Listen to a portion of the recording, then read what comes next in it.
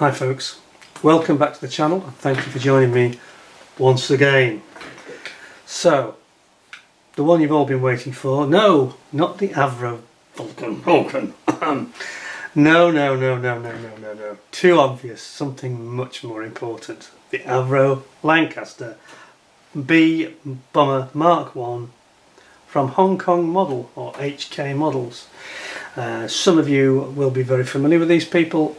Many of you will never have heard of them. I've seen a couple of their kits. I've never reviewed one before. If I'm frank with you, I've had mixed feelings about them. I thought the Mosquito in 132 they did, I didn't like it at all. And somebody very kindly bought me as a gift the Tamiya one, which is way better, I think, on a different level. They also had the B17, and then they brought out in 2019, they brought out the 1/32 scale Lancaster Bomber Mark 1, and I must admit it was deeply impressive. But at the same time, it was at the Telford show at Scale Model World. Wingnut Wings had actually brought their prototype of their own 132 Lancaster Bomber, and I have to say that there was no comparison. It wasn't that HK models model wasn't really good, but they hadn't detailed everything, and they hadn't gone to the lengths on things like the stress skin effect of the actual panels of the aircraft. Wingnut Wings had got this, and there were sprues that were there for people to examine. I was absolutely blown away by it. Now they said that the Wingnut Wings kit, put this in perspective, HK Models kit was retailing for about £300, £320, something like that. And the rumour was that Wingnut Wings were going to do it for about 400 plus. Now these are really that's GB pounds, your Earth pounds. What's that? That's $750 in the States, is it? I mean, this is a huge amount of money for a plastic kit, okay? But when you saw it, the Wingnut Wings was probably the finest scale model that I've ever seen, bar none. Sadly, it never happened. Wingnut Wings went out of business in March of last year for reasons that are still not entirely clear. We've still not been told the full story or the truth. I'm not sure we're ever going to know. It's very odd, but it's a terrible shame that Peter Jackson and his company couldn't find a way to sell that on, because that product, the moulds, the critical thing. The designers, the engineers who built it. This took model injection, moulded plastic injection moulding, and model making as a design process to another level. I've not seen anything like it. Those of you that have seen it yourselves will know exactly what I mean. I'm sure that several will be nodding in agreement. Nothing comes close to what we saw. Anyway, I've got photos of it actually. Perhaps I should show you those one day. Perhaps I'll talk about it. Perhaps when we get more info, I'm sure more will come out over time. But anyway, back to HK model. So they just brought out this beautiful model which did look amazing, beautifully done, really finely finished, and beautiful panel lines and rivets and details, really nice. And then they sort of got trumped by Wingnut Wings. Well, of course, what they have done recently, they brought out the what do they call it, the nose art Lancaster. So it's just the front end cockpit and the front gun turret, and obviously the observer's bomb aimer's window at the front. I think it's completely the bomb bay as well, and it's a very, very good idea, that, because people that just haven't got room but really like the Lancaster and want to have that experience of going through such a detailed cockpit got the benefit of it. So that, I think, was a good thing for them to do. And then lo and behold, almost without warning, this appears. 48 scale Avro Lancaster B.Mk.1.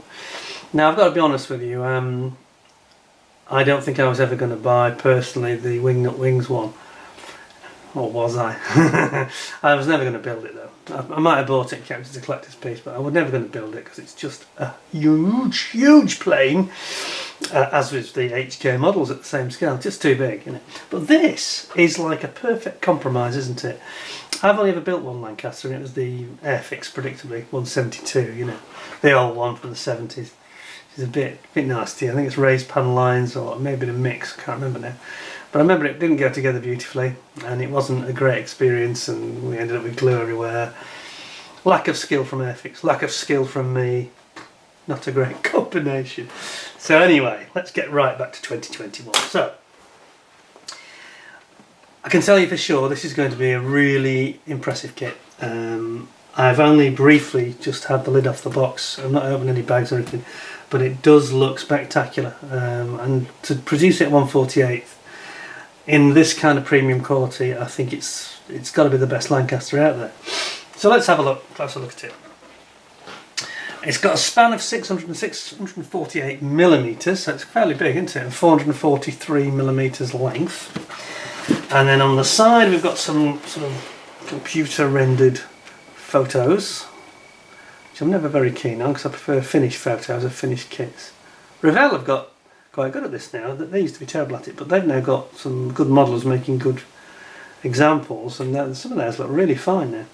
Never a fan of this computer rendering, so guys, and I'm talking to you as well, Airfix, stop it please, because it looks silly. We don't want to see something from your computer screen that's in the design, you know, off the Apple, Mac or whatever. Please just show us the actual product, preferably finished in different variants. Anyway, it says it's a high quality scale model, Hong Kong Models Limited, made in China, they say these days, of course, because Hong Kong is part of China. On the side we've got a couple of examples that are included in the kit. RAF Cyreston, near Newark, of course, just southwest of Newark, December 42, and then we've got a Waddington one in May 44. So let us take a look. The other thing that struck me, if I'm honest about this, when it arrived, if I'm being brutally honest about it, if you look back at my recent reviews on things like the Victors and the Valiants from Airfix, they come in humongously sized boxes. I was actually, when I got the box, before I opened it, I thought, no, they've sent the wrong kit, this is too small. And it's very compact the way they've packed this. It's quite a big model in here, quite a lot of plastic, it's heavy, but they seem to have got it into a very sensible sized box. So let's see what we have. Are you ready? Here we go, you're in for a treat, I think. Ta-da! Right then, I'll tell you what, we'll put that over there. I think we should have it in the background if we can. And we start with some clear parts, which look very nicely packed. We've got the top, the packings look this looks great, I've got to say, fantastic. We've got top and bottom wing, it looks like. Strangely, it looks like the ailerons can't be positioned, which is a bit disappointing, but anyway, we'll see later. Same again here, and they're in resealable bags, so we can take them out, have a good look, and not do any harm. Which Airfix and others, yeah, who's the other one? Tamiya, with your stapled bags. No, please stop that as well. At least Tamiya put them in multiple bags though, so they don't get scratched. Right, let's take these out. There's actually not that many screws, so I expected more. That probably explains why it's so well packed. Okay, fuselages, that's good.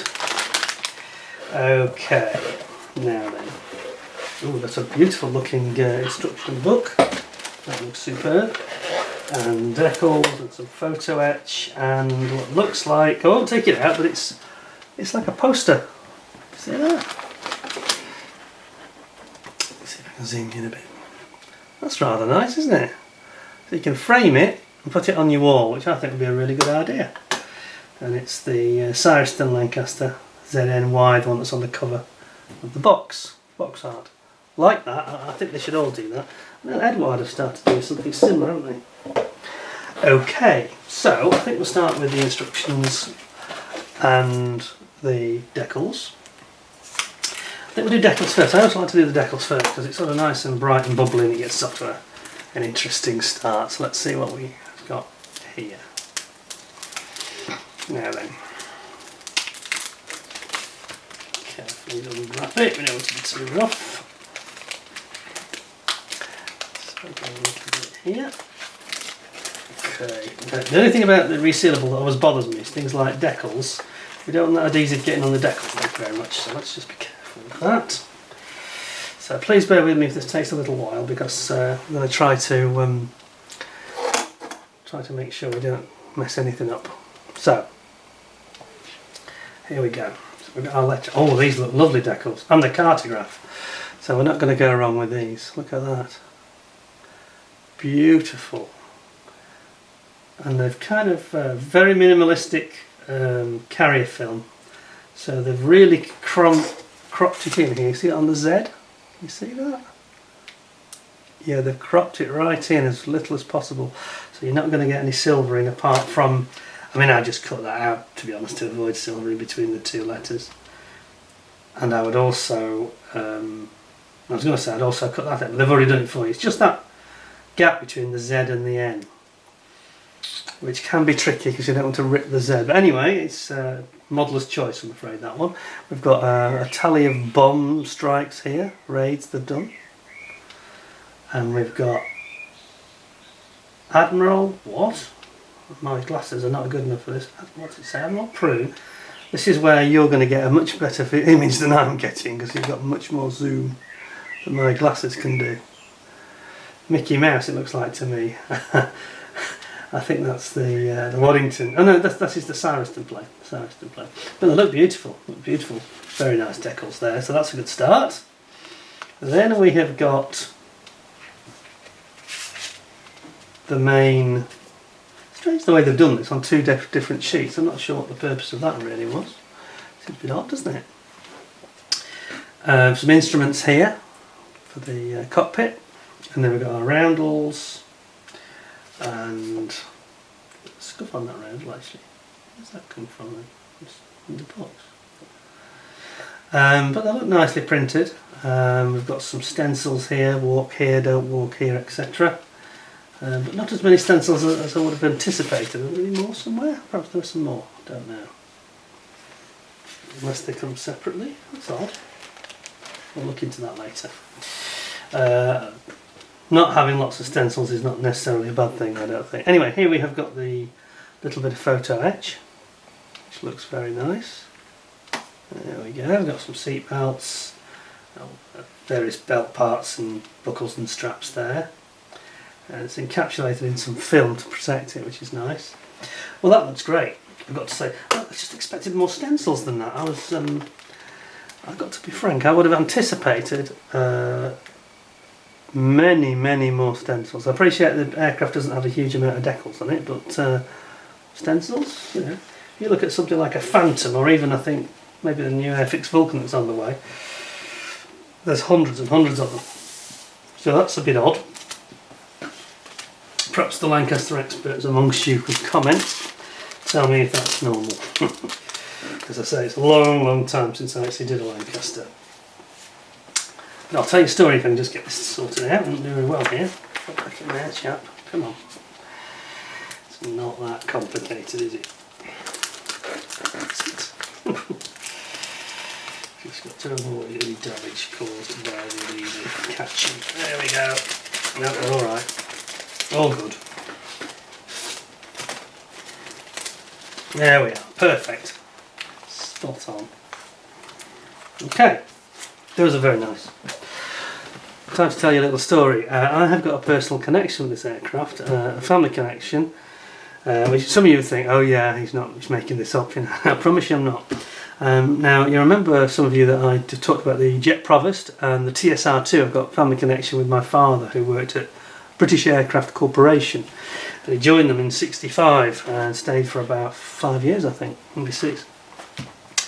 Now, I have a connection with the Avro company through my mother, who, as a young lady, was just before she married my father actually, she was a junior typist stroke secretary to the Avro Lancaster and Vulcan bomber designer Roy Chadwick, and she worked at the Woodford site near Poynton, just south of Stockport.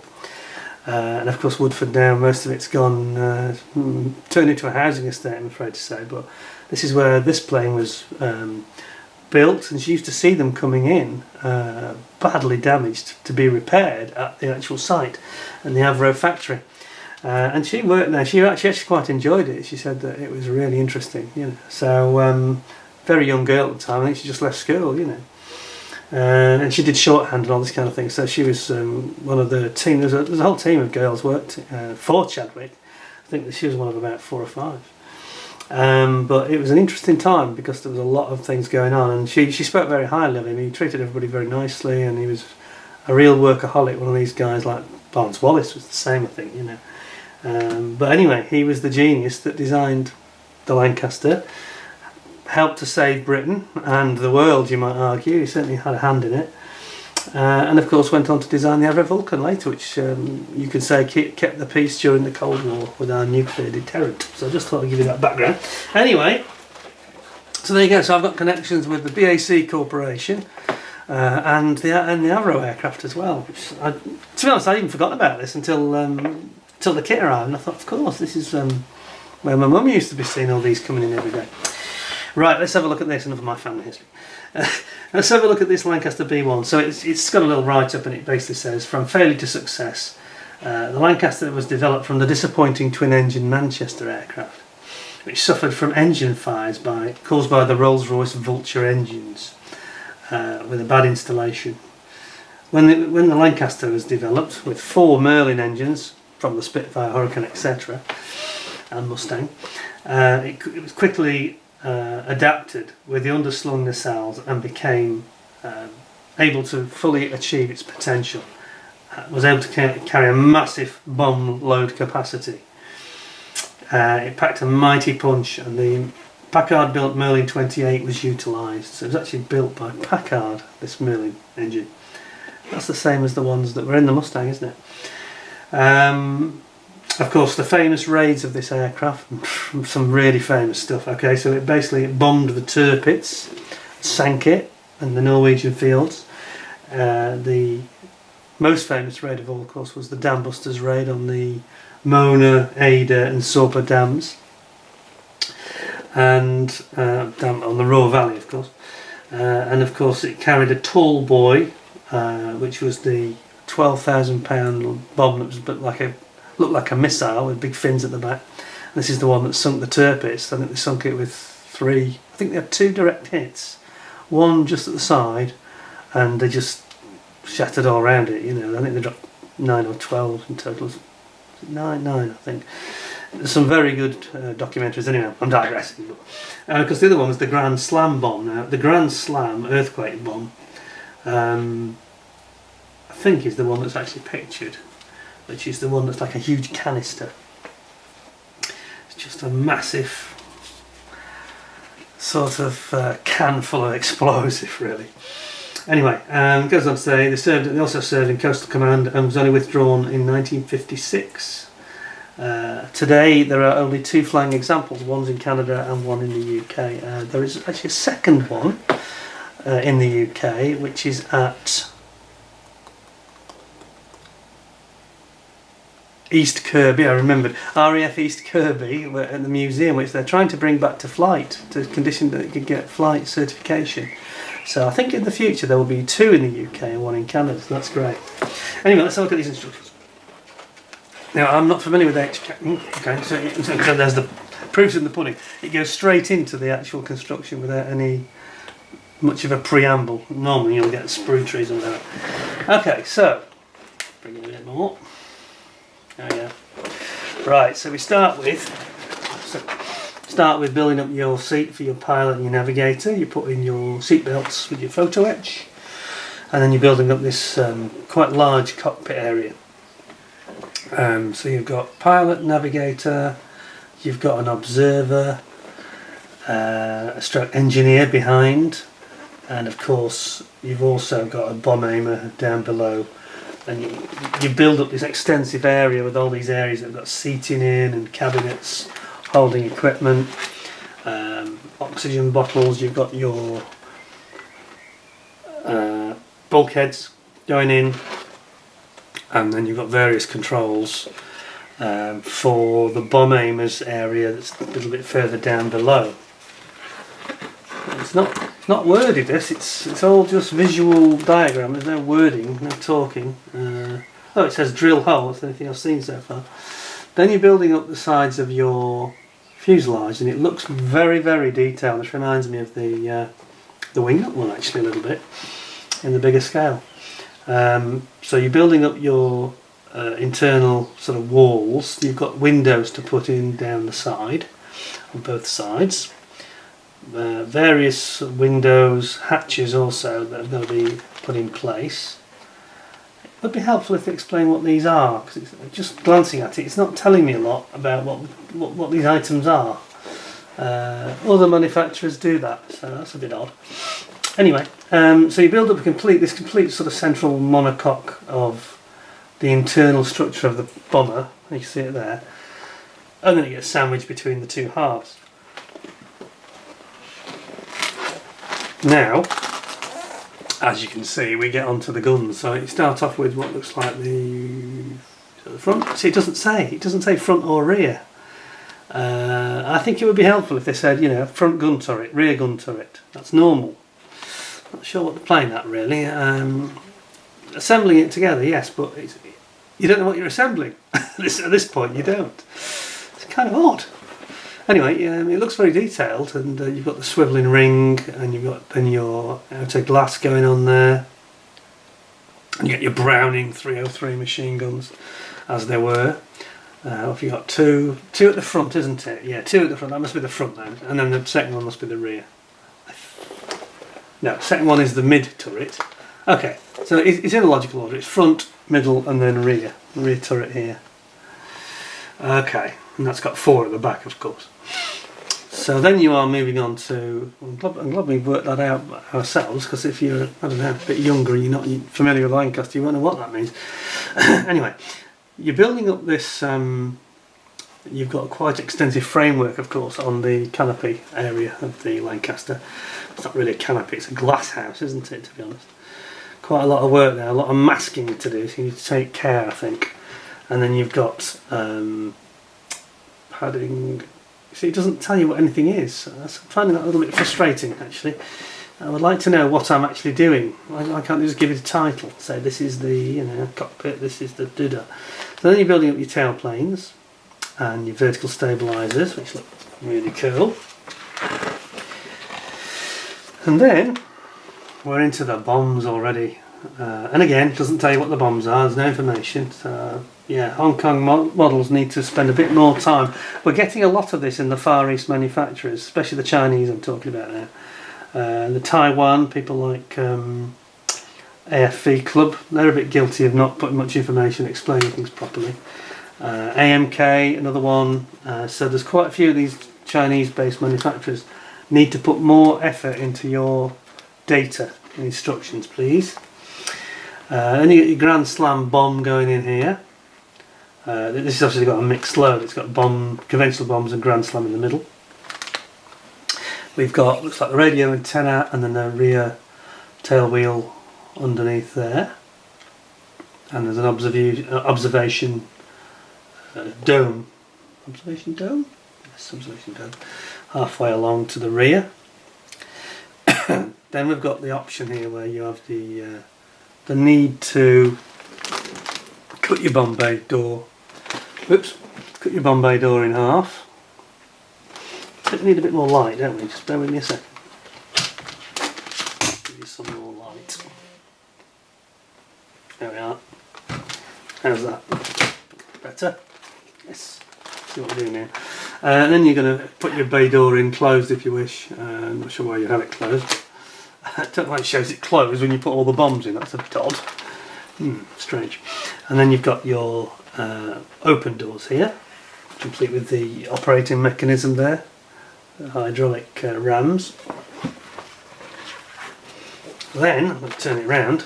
So suddenly go into portrait mode, landscape, I should say. The opposite. I need to zoom this out as well.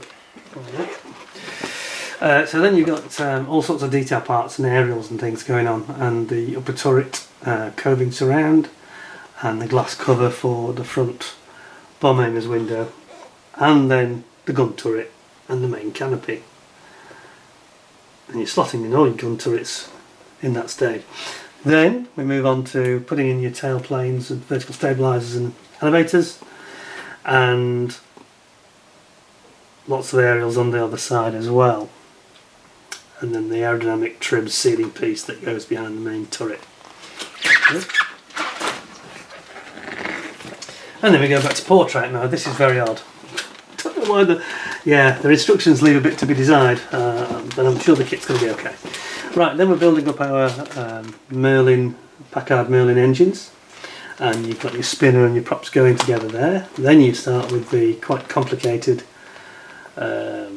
legs for the gear, as you can see, and then you're building your engines into the nacelles, putting on your intakes and your radiators.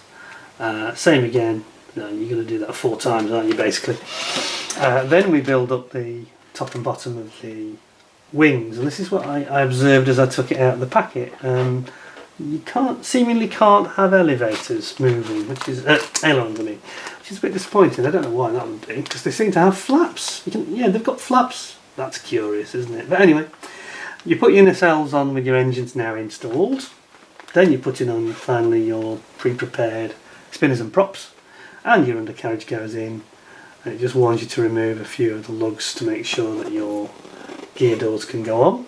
Then here where my thumb is, you can see we're putting in the flaps, landing flaps, and then you're repeating it all on the other side as well. So you've got to split your bay doors, and then it just tells you, it just repeats the whole process. Really, it's just a repeat of the previous page for the wings and everything else on the other side. Same again, and then we get to this point here where we actually install the wings, and it looks like quite a strong installation. It's quite a complex, what's the word I'm looking for? It's a very high contact area, a complex design to make sure it's very sturdy, the fitting, because obviously these wings are big and heavy, you don't want them flopping around. But it looks like they've thought that out very well. And then we go back, for no apparent reason, we go back into landscape mode again, apart from the size of the thing. Okay, looks very nice. That's it. You finished. Gosh. Okay, so it's not overly complicated, I don't think. It's just the presentation's not terribly clever. I think that we should have just explained a little bit more what we're doing, especially when you've got multiple gun turrets. Why they can't tell you which is which, I don't know. Then we've got the sprue trees at the back. They've put everything at the back. Well, surely you want that at the front, don't you? Well, that's another odd thing. There you go. And then we've got the decals. And they've got this famous quote from Hermann Goering, of course. No enemy plane will fly over the Reich territory. You must be joking, matey. And I was right, it was Admiral Prune, the Mickey Mouse character. How odd. I don't know Admiral Prune, I haven't seen that one. Colour cast on this printing is very strange. It's very much gone to the pink end, magenta end of the spectrum, I've got to say. Anyway, it just shows you that. And then finally we've got our Sariston Squadron, number 106, with Admiral Prune. And it shows you both sides of the aircraft, so I like the way that's done, that's nice and clear. And on the next page we've got the more late in the war, 1944, 467 Squadron at Waddington in Lincolnshire, May 44. And these are the guys that of course were pounding the Germans ready for D-Day, and before, during and after D-Day in fact. And then you've got 1 or 2 little bits of stencil. The stencil work is minimal, I've got to say. Look at it. I mean, there's nothing. There's how many? I think that there's no more than about 20 odd stencils. It's minimal. It's not going to tax you. 20? Perhaps that's an exaggeration. 20 or 30. Very light on the stencil department, which is good. So we will put that aside. I thought the instructions were okay, but I didn't like the lack of clarity in what they were actually saying to you, so I think they could have been better. The communication wasn't brilliant, was it? Now then, I am going to increase the light for you, he says. Am I? Yes I am. There we go. A bit more light, because we need that. Do you know what, I'm not going to open these bags, I've decided, because they're so clear we can see right through them. It's like they're not there almost, so let's just go with what we got, it'll be quicker anyway. So, let's have a looky. Just bear with me 1 second, because I need to organise this. We're going to have a look at the wings. Now then, look at this. I have to say, I'll tell you what, I will open one of them. We'll put one aside and we'll open one just because it's such a big piece. And I think it's quite important to see the surface detail, probably on this and on the fuselage. Let's have a look. Let's have a look. So, what have we got? Well, first of all, we've got a lot of reflections. Let's just do that.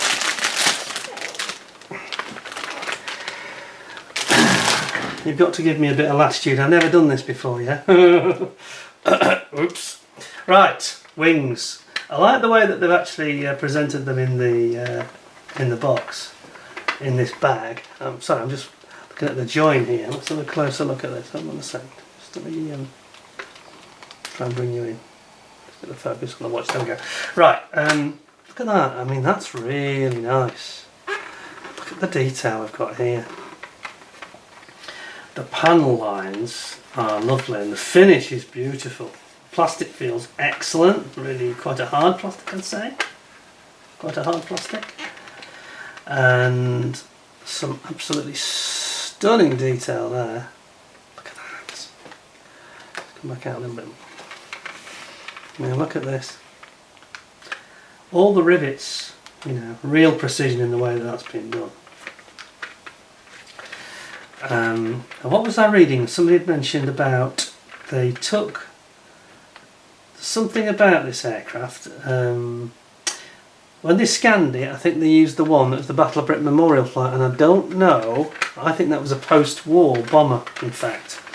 And I've got a feeling, I'm trying to think what it was. One of the minor features was different from the war, and it's created a slight error.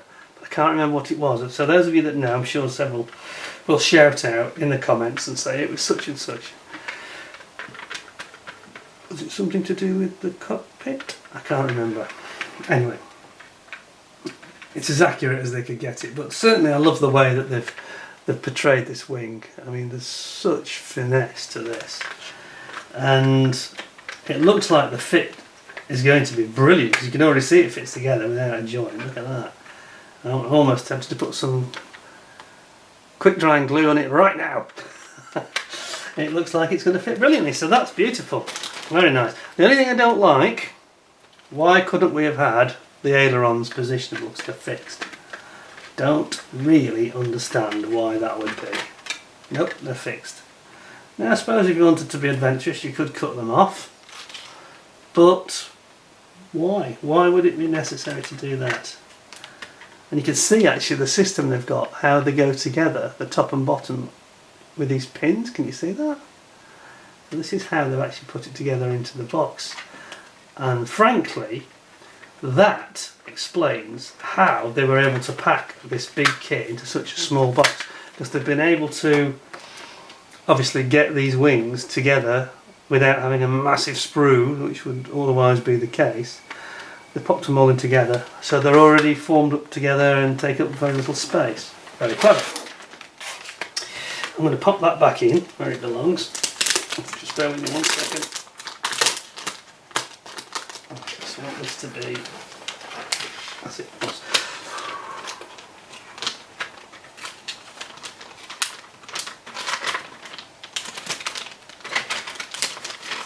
There we go.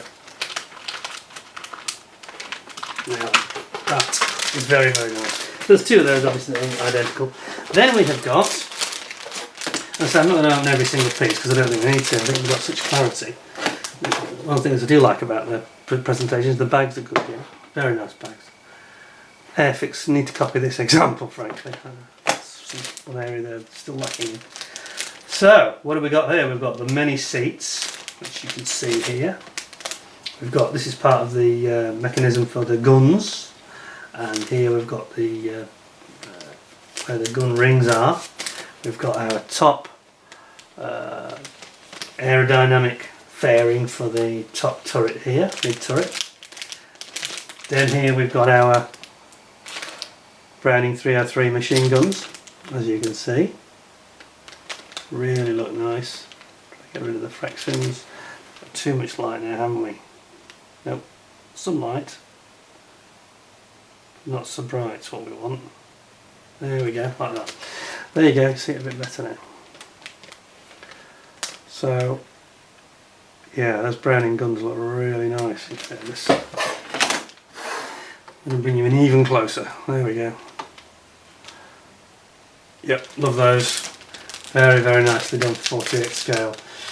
And we've got the various controls, control yokes, and the other side we have got the bomb bay doors, which are absolutely huge, of course. There we go, bomb bay doors. Very, very nice. Very, very finely finished. Lots of riveting detail and pan lines all the way along. Brilliant. Love it. And there's no flash on any of this. Absolutely pure. Very, very clean looking. Then, quite a big sprue here. Let's zoom you out this one. So this is all the nacelles actually for the engine. Engines, 1, 2, 3, 4 of them. That, again, panel lines are absolutely stunning here. Lots of fantastic detail. See all the little hatches, the access hatches. Putting the oil in. Obviously you've got the different shape, you've got a much longer nacelle on the inboard than these outboard ones here. Which again, there's fantastic detail there as well. On the other side, we've got the... I'm going to open this bag actually because I think the way they've packed it means that we can't see too well. So let's pop that out. There we go.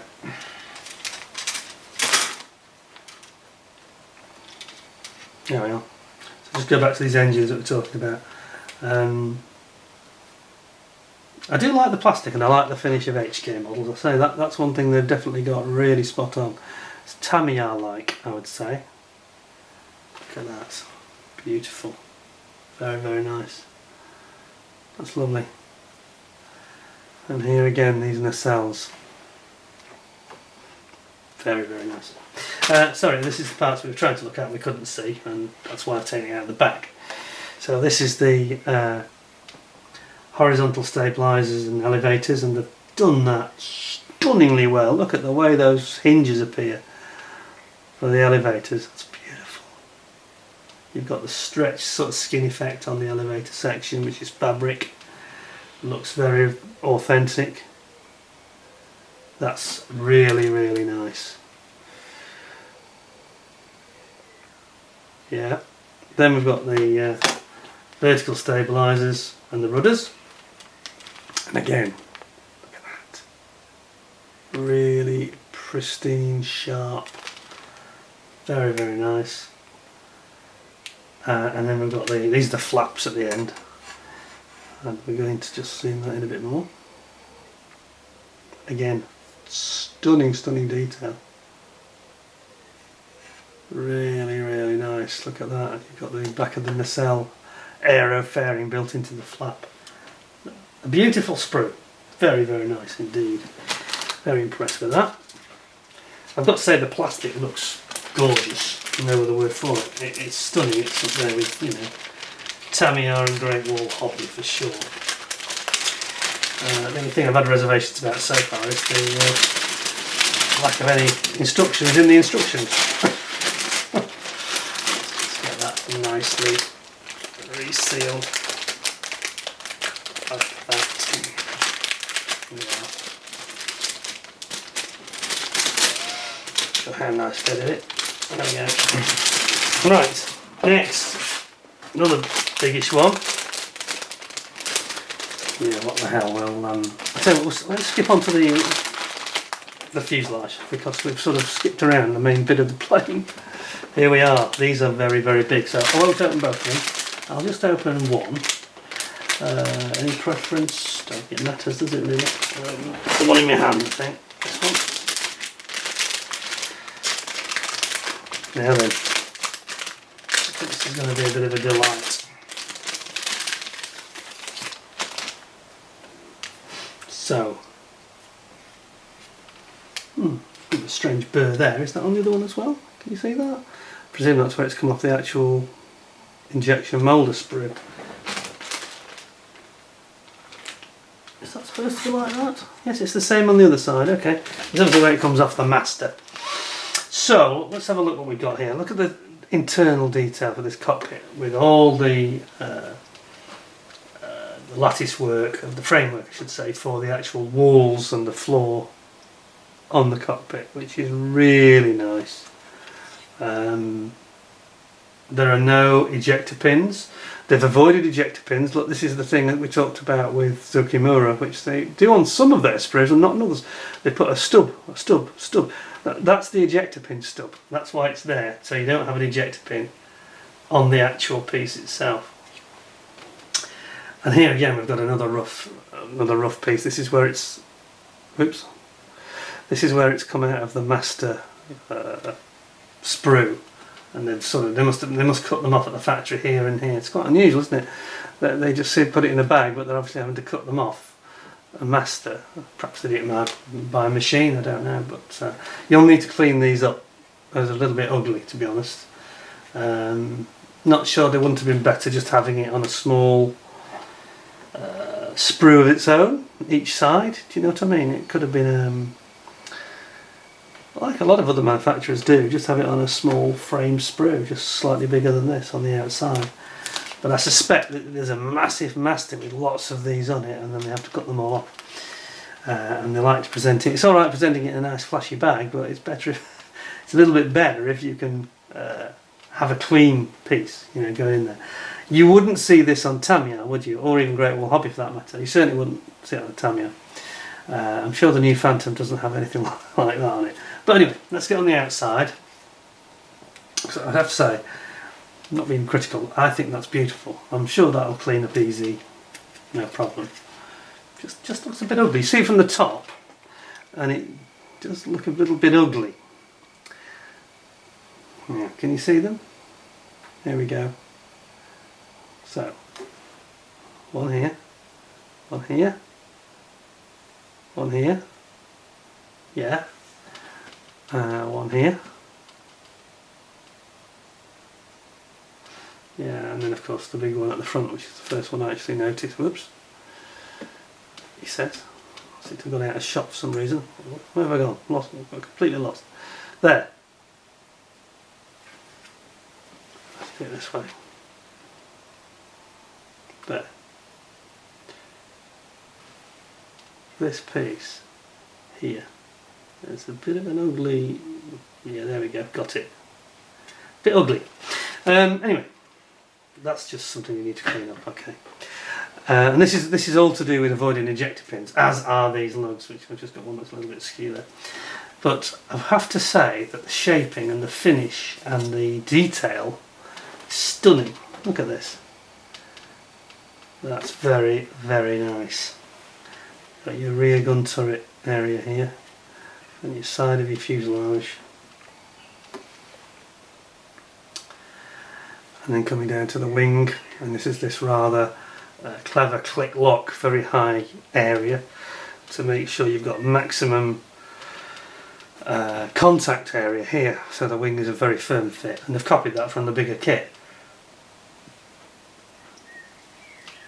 The only thing it hasn't got this sort of stretched, stressed skin effect which we saw on the wing nut wings, has it? But I think that looks very nice. It's beautiful, it's not warped, so it's not from Meng obviously. That's very, very nice actually. Can't fault it, not a problem.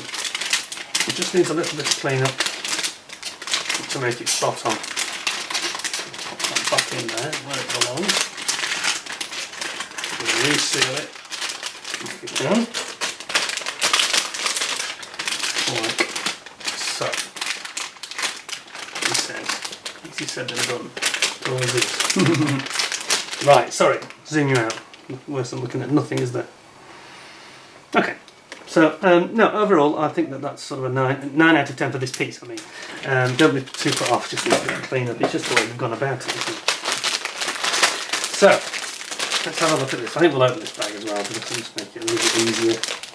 No, we don't need to. It's outward facing, so we'll just stick with what we got. So we've got the bomb bay here, internal part of the bomb bay, which is big, obviously, very, very big, as you can see. And then we've got the back of the turret. We've got we've got the air intakes for the Merlin engines and the nacelles there. You've got all your various aerials, etc. at the sides. You've got cockpit instruments here, which looks very nice, I've got to say. Those are the exhaust, aren't they? Yeah. So these are the covers for the exhaust, the flash eliminators, so that at night the flashing of the exhaust can't be seen, giving away the bomber's position. And then here we've got lots of firewalls and bulkheads, etc. And we've got what looks like little fuel tanks and oxygen tanks. Got the rudder pedals, the pedals here for the pilot. Looks beautiful. I mean, the moulding here is very, very crisp. It really is. The other side, we've got more. Now here we've got, again, the firewall. It's got oxygen bottles on it and all sorts. That's very nice. Instrumentation, radio set here. Right there. Radio set. I think it's that way up, isn't it? That's the right way up. Lots and lots of small parts. We've got the actual pilot's yoke controls here. Looks nice. Really crisp. Check that out. Very, very good. And various ancillary parts and bits of walkways, and here we've got the rear tail wheel. What's the word I'm looking for? I'm not going to say suspension, but it's the arm holds the tail wheel in place. There, it's nice. It's all very nice. You know, it's crisp and it's finely moulded. There's no flash. Excellent. Then the bombs. Let's have a look at these. Only a little pebble out.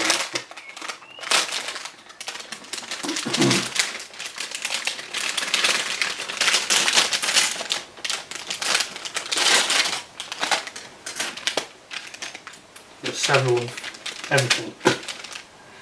One piece has come off there. Doesn't appear to be a meaningful piece, it's just a connecting piece. So, what have we got here? Bombs galore. Typical bomb load, Lancaster, £1,000 bombs I think they are.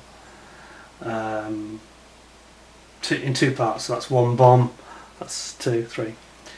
And these are the tail cone, so fairing so to speak. Very nice, really excellent. Very, very finely moulded. Beautiful. Then we've got your Grand Slam. Big, huge, crater causing mega bomb. And that comes in 2 halves, like so. Looks very nice. Not a huge amount of detail on it. I think there's very little detail on them. It's just a big can, really, isn't it?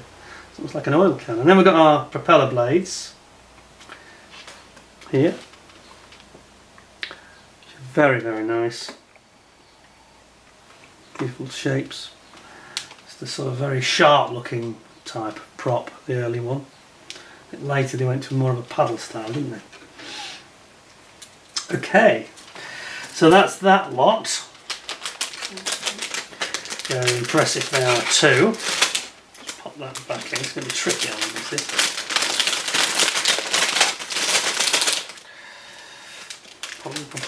Not sure they've given a big enough bag. We'll see. Yeah, it's okay. I want a bit of a knack. I'm getting good at this now, I've practiced. Right. Okay, that's that one. And that just leaves a couple of sprues. It doesn't feel that many parts to this kit. I think that they've done it quite well, really, because I think it's not that daunting. You know, it can be a bit overpowering when you've got a big kit, and you know, with certain people, what's that Sukhoi that's just come out? I'm trying to think the manufacturer, it's Chinese, isn't it? And it's got 700 parts. That's too many. That's too many. But these are beautiful. Look at these wheels. I like those wheels and tyres. They're enormous. And this is, you know, this is 48 scale. Just shows how big the Lancaster's gear is, and the weight on wheels. So that's been nicely done. Then you've got your back plate and your props spinners. And then you've got these beautiful little Merlin engines. Look at these. These are really cute. That's really nice. Little Merlins at 48 scale. And on this side you see the opposite side. Superb, aren't they? That's fine. And you get your supercharger at the back. And your cooling jackets at the front. And then that's obviously the front with the main crank pointing out towards the prop. Absolutely gorgeous. And you've got your nice exhaust here in the middle as well. This is a lovely sprue, this. Very, very nice. That's a fine bit of moulding, I've got to say. It's lovely. And then look at this enormous, huge gear legs, which are massive on a leg, of course, because they've got so much weight they have to carry. That is a beautiful sprue. Very impressed with that. Gorgeous, isn't it? No flash on it. You know, it looks perfection, that. Absolutely perfect. Bit of injection moulding there, I think. Can I get it back in the right way without damaging anything? It's easier said than done, of course. Always. Just got to get your finger in a little bit. There we go. Smashing. Done. Well, there we go. So, finally, a huge cardboard mounted clear parts in a bag. They've done this extremely well already. I think that's a brilliant way to present your clear parts. Excellent idea. So we're just going to have to take this out of the bag. So I think to see these, we're going to properly. We have to take it from the bag, which may not be as easy as it looks at all. Let's have a go. There we go. Once you get it started, you're in. Be very careful. Okay then. Right, we're there. We're there. Now, here's something that I do like a lot. These guys have, first of all, they put it on this piece of card to protect it underneath, but look at what they've done on the top. They've gone and put little pieces of sticky film on the top to protect these very, very delicate parts, which I think is an absolutely brilliant idea. So let's take it off very gently. See what we've got. See what I mean? Look at that. Protecting it, putting that over it, which is a brilliant idea. They don't seem to have done it over here. They don't seem to have done it there though, which is kind of curious. Is that supposed to be over there? I think it is. I'm going to reposition that. I think it's moved a little. Very gentle with this. I think that the main glass area needs that. Like that. I think that's where it needs to be. Pretty sure that's where it would have been originally.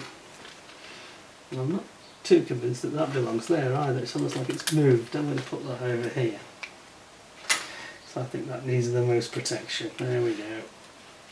Now, that aside, well, it looks brilliant. Oh, we have a treat here. We have a treat. That glasswork is stunning, and that's got a mark on it. What's that about? Is it a mark? Bit of my imagination. There's a faint mould line in that. there's a couple of little mould lines. I think they might just polish out from the mould, I think. Oh, don't you drop it, dude.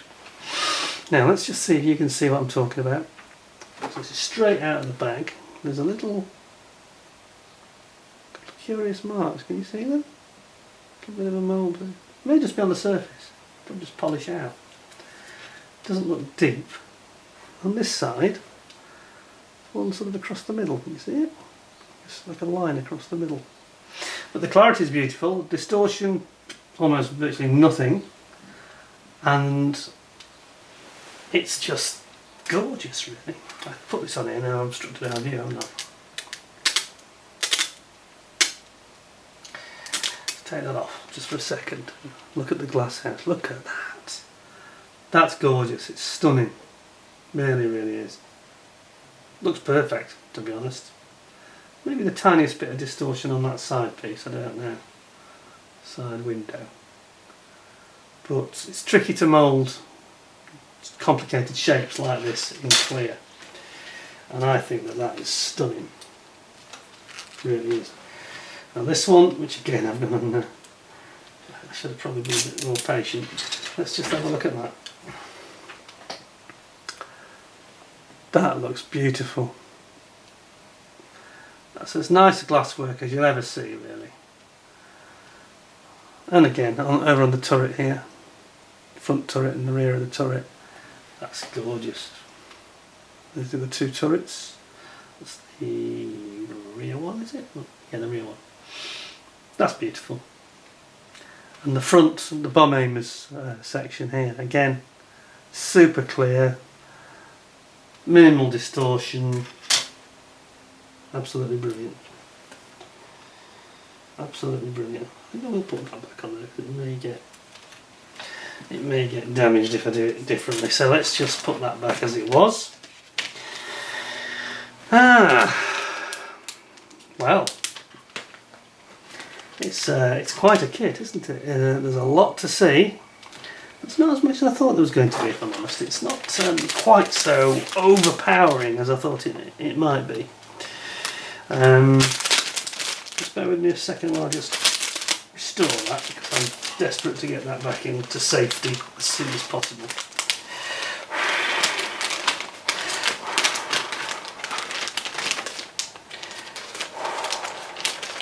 It's not as easy as it looks, because what happens, of course, is the adhesive wants to grab onto anything that it can as quickly as possible. And what you want to do is get it under cover safety as quickly as you can.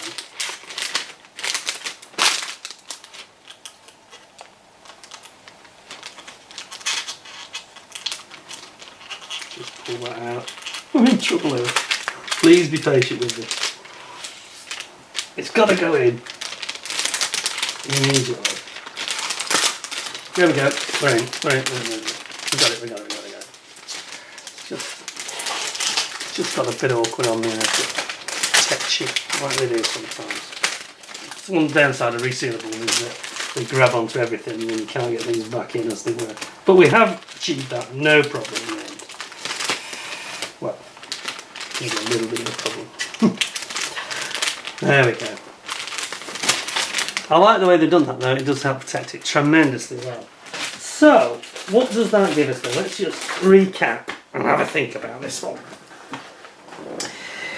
It's quite a project, and I think the execution of it, the only reservations I have were those fuselage size. I'm not too sure about that really. Seems a little bit crude, is that the right word? The way they've sort of gone about it. That's what I'm going to do. I'm going to put these out. I'm going to get everything back as it should be, and then I can relax and talk to you properly with my final thoughts. Says final thoughts. Final thoughts. That's a puzzle, isn't it? Right, there we go. Everybody tunes into a YouTube channel to watch somebody pack a box. Great fun, eh? Right, we're in. We're all sorted. There we go. So quite a lot of those we didn't open because it wasn't really necessary. I'm going to be very gentle to make sure that. There we go. And it is well packed. I've never seen one so well packed actually. So those I didn't like the crudeness of that, the way that they've got them out of the mould on the fuselage, but if I'm honest, taking that aside, it's really good.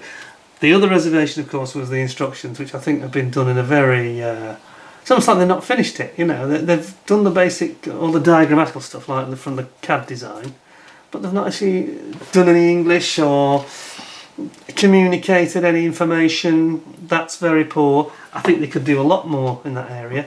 Who was the other one that was a bit like this that I complained about? Models Fit, they were a bit the same, weren't they? In fact, there have been 2 or 3, to be frank, and AFE Club or another. But the actual plastic is awesome. Okay, it hasn't got stretched skin effects and all that stuff, but I'm not sure about the stretched skin effect. I'm not sure if it comes from the factory like that, or if it becomes stretched, you know, in the heat of battle and the metal starts to, you know, with use over weeks and months and years. I'm not sure if that doesn't develop a bit because of all the heat that it encounters from, you know, all the hot engines around it and stuff like that. I don't know. If you do, please comment below or shout up if you're in live chat. Very interested to hear that. But they've done it in a very, very competent way. I mean, it's almost like Tamiya have done that. It lacks Tamiya's polish in terms of the presentation, for sure. But it's much better than anything else I've seen from Hong Kong model. It's a big leap forward, I think. I think it's a really nice kit. So I'm going to give it 9 out of 10. I think a little bit generous because I say those instructions are a bit dire actually. That needs a lot more work. Needs a lot more work. So my advice to them is don't skimp on the instructions. Yes, your CAD and your injection moulding is beautiful. I mean the quality of that plastic is significantly better than that Meng Fokker triplane. I know I go on about this, but they subcontracted that to some second-rate extrusion company, you know. This is not like that. This is absolutely premium. It looks like Tamiya have injected moulded it for them, doesn't it? So I'm very impressed with it overall. I think 9 out of 10 is a fair score, and I think if you buy that, you're not going to be disappointed. It's a really beautiful model, and for something so big, you know, I think it'll have real presence. It'll take a wash well. It's got a great finish. It'll paint well. It's going to be an absolute stunning model, I think. The other thing I didn't mention that I kind of just forgot about was that there's no crew, is there? There's no pilot or anything. There's no people in it, which is a real shame. And I wish, again, I had a moan about Airfix, and I wasn't just talking about them, but not doing dioramas on their small, you know, armour and their small 72nd scale aircraft that don't have any stands. Well, I think when you've got something that's costing, this cost £100, £100 sterling, and I really think that you should come with some figures, because figures really can illuminate it, help you to start a diorama off. To have none in, it's like it's a ghost plane, you know. Bit disappointed about that. So maybe I was going to say knock another half off. Maybe that's a bit churlish. I think that might be a bit too harsh. I think 8.8, 8 to 9 out of 10 is about right. So that's my thoughts. That's my final conclusion. Hope you agreed. Hope you found it interesting. If you're building it or you've built it already, which some of you will, because some of you are not like me, don't hang about, please let me know. Please let me know. It's model number 01F005 for those of you that might want to order it. And I've got to be honest, overall, very impressive bit of plastic. So yeah, lovely model kit. Hope you enjoyed the video, found it interesting. I hope that you'll give me maximum score of 10 out of 10. Please don't forget, if you haven't already subscribed and you found the content was interesting, please do subscribe. You'll get to see a lot more, and there's an amazing back catalogue. I must have, you know, I've only been doing this for about 2 years, and I must have over 300 similar videos to this now. So please join the club, so to speak, and if you already have, don't forget to ding the notification bell, because that will give you early warning about future model presentations and reviews, etc. Just remains for me to say thank you very much for joining me and being patient when I have to faff around and open these bags and things. Really appreciate your time. Hope you found it enjoyable. Also, as I said, I have a family connection with this aircraft, and there are a few planes that have been as important, you know, things like the Spitfire and the Mustang, the B-17, this critical aircraft in the history of the world, really, especially in the Second World War during the last century. So a very, very important aeroplane, and very effective, and they look good even today. And I went down a year ago and had a look at the one that's flying at Coningsby in the UK, and it actually flew that day, and I got some footage. If you look on the YouTube channel, you can see my footage. It's all there from July a year ago, and frankly it was really enjoyed it, and it's a pleasure to watch it and hear it. Such an evocative aeroplane. Anyway, thanks very much for joining me, and please look after yourselves, and in the meantime, before we meet again, take care of yourselves. Thanks a lot, and bye for now.